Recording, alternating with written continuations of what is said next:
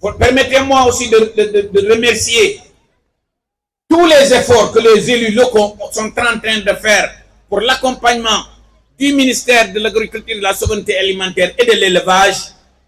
Et permettez-moi de nommer, de citer Honorable Awassaou, Moussa Mbaye de Koupentoum et Elhadji Gueye de Koungheul.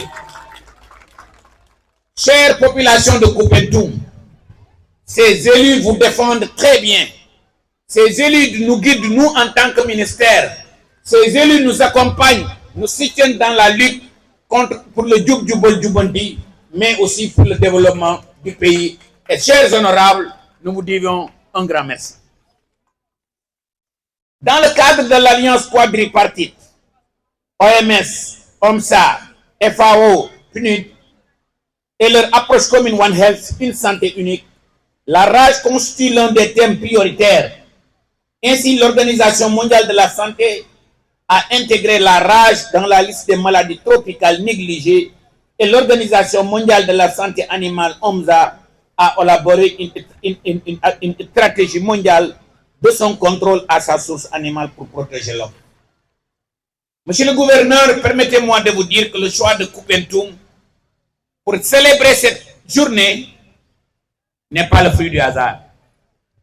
Quand je vois que Koupentoum fait partie des axes de transhumance les plus soutenus, nous avons le devoir, et je vais y revenir, non seulement de soutenir les éleveurs de Koupentoum, les agriculteurs de Koupentoum, mais nous avons le devoir de soutenir tout le département de Koupentoum, et je vais en revenir. Qu'est-ce que nous comptons faire pour Koupentoum?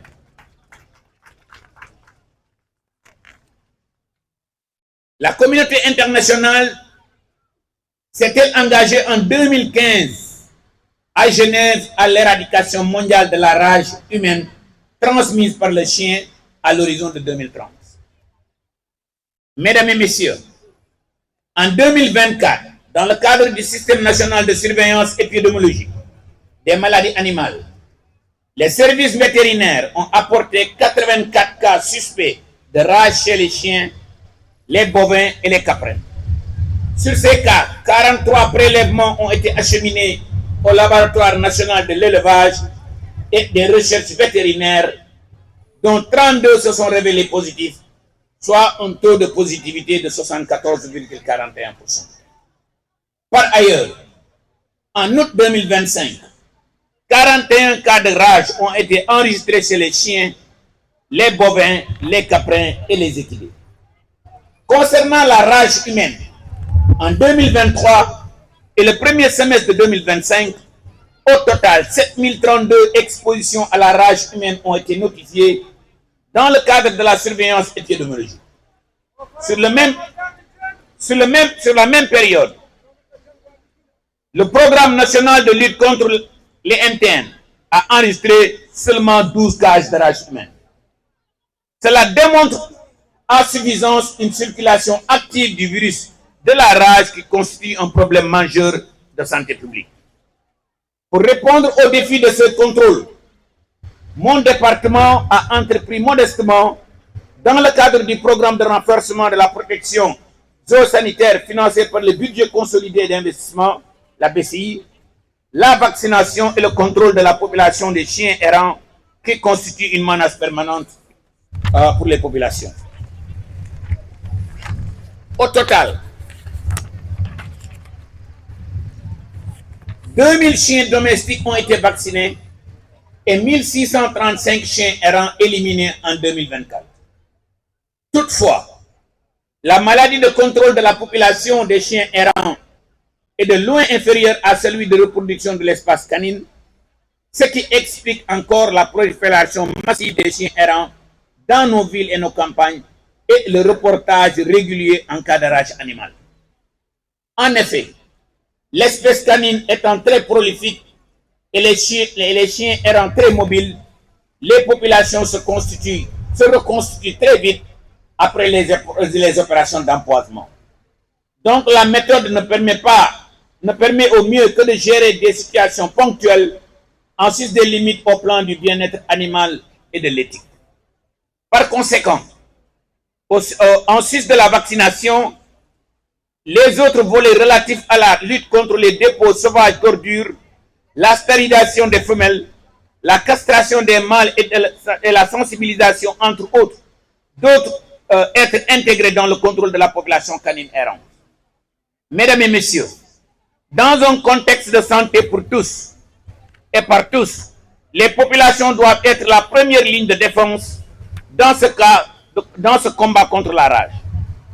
Nous devons mettre à la disposition de la population et des élus et de l'administration toute information appropriée à cet effet, afin de mieux sensibiliser sur la maladie, les facteurs de risque, ainsi que la conduite à tenir en cas d'exposition à l'occasion de contact avec des animaux potentiellement engagés.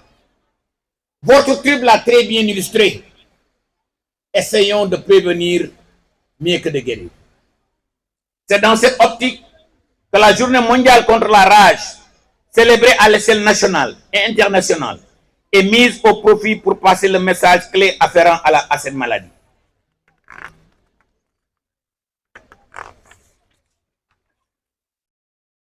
Mesdames et messieurs, la lutte contre la rage peut être efficace et efficiente, mais doit absolument reposer sur une approche multisectorielle avec un programme intégré précisant le rôle de chaque partie. Et comme je l'ai dit tout à l'heure, anticipons avant que ça soit trop tard. Luttons contre les chiens errants, vaccinons les chiens qui sont dans les maisons et augmentons les conditions et les mesures d'hygiène. J'invite les collectivités territoriales, à travers le rôle dans la divulgation et la prolifération des chiens errants, et l'école pour son implication dans l'éducation des enfants, tranche d'âge la plus exposée et la plus touchée, à collaborer davantage avec nos départements pour qu'à l'horizon 2030, la rage ne fasse plus victime humaine dans notre pays. Et je demeure absolument convaincu que ce défi est bel et bien réalisable. Au Sénégal, le laboratoire national de l'élevage et de recherche vétérinaire, l'Institut Pasteur de Dakar et le Centre antirabique de Fatick disposent d'une expertise reconnue dans le diagnostic et le contrôle de la rage, aussi bien chez l'animal que chez les hommes. Nous avons environ 557 vétérinaires qui composent l'ordre des vétérinaires, des fonctionnaires capables, dévolus à la tâche, des professionnels sur qui notre cher pays peut compter.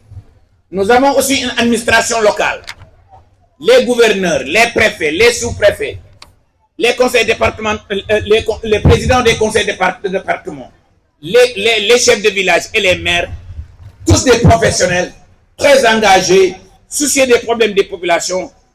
Lançons-nous le défi que d'ici 2030, nous allons combattre et éradiquer définitivement cette maladie. Je voudrais donc lancer un appel à tous les partenaires techniques, OMSA, OMS, FAO, PNNUE, mais aussi aux partenaires au développement, l'Union européenne, la Banque mondiale, tous les partenaires techniques et financiers pour l'accompagnement dans le financement de la stratégie intégrée de lutte contre la rage.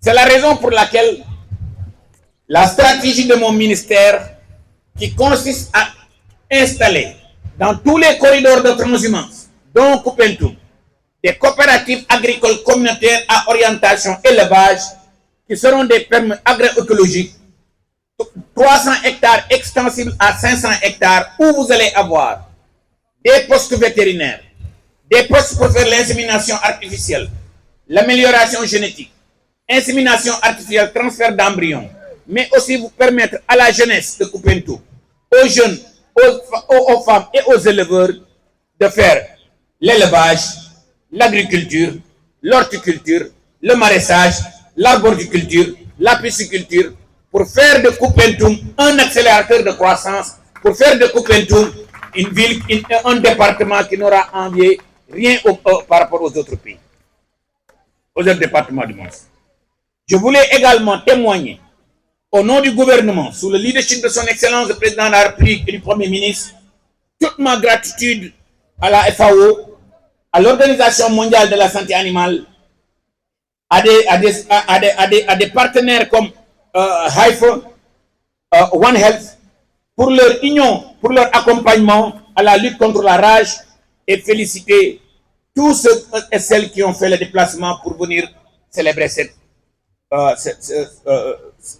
journée. Permettez-moi aussi de féliciter et de remercier le docteur Mbargoulo pour tout le leadership qu'il est en train de jouer et tous les DREPA, à savoir le départemental de Koupentoum, le régional de Tamba, pour l'excellent travail que les agents de l'élevage sont en train de faire pour accompagner l'élevage et moderniser l'élevage.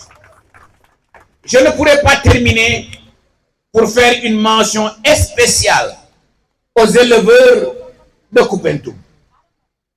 J'avais dit au début de mon discours que je vais revenir sur les relations personnelles qui me lient avec le gouverneur. Quand j'ai été nommé, j'ai même pas fait 2 à 3 mois de service. Le gouverneur m'a permis d'avoir mon tout premier succès dans le gouvernement, c'est l'organisation de la fête de Tabaski. J'ai voyagé avec le gouverneur, on est allé au Mali, il m'a donné plus ou moins le récépit pour réussir la Tabaski, et monsieur le gouverneur, je vous en remercie infiniment. Je dis souvent à des collègues, si vous saviez l'excellent travail que l'administration territoriale est en train de faire, avec les peu de moyens qu'ils ont, ces gens sont à féliciter. Vous avez vu l'excellent travail qu'ils sont en train de faire, non seulement pour présider, gérer les régions, les départements, les préfectures, les villages, les communautés, mais vous voyez aussi le brillantissime travail que l'administration territoriale est en train de faire sur la distribution des semences, la distribution des OSB. Et chers éleveurs, je vais revenir sur une liste, bien qu'aujourd'hui on est en train de célébrer la journée internationale contre la rage, mais aussi je me suis permis de prendre les 15 doléances du département de Koupentoum que je vais vous lire. Et monsieur le maire, si j'ai oublié quelque chose, monsieur le président du conseil départemental, si j'ai oublié quelque chose, monsieur le préfet, si j'ai oublié quelque chose, honorable, si j'ai oublié quelque chose, n'hésitez pas à le rajouter.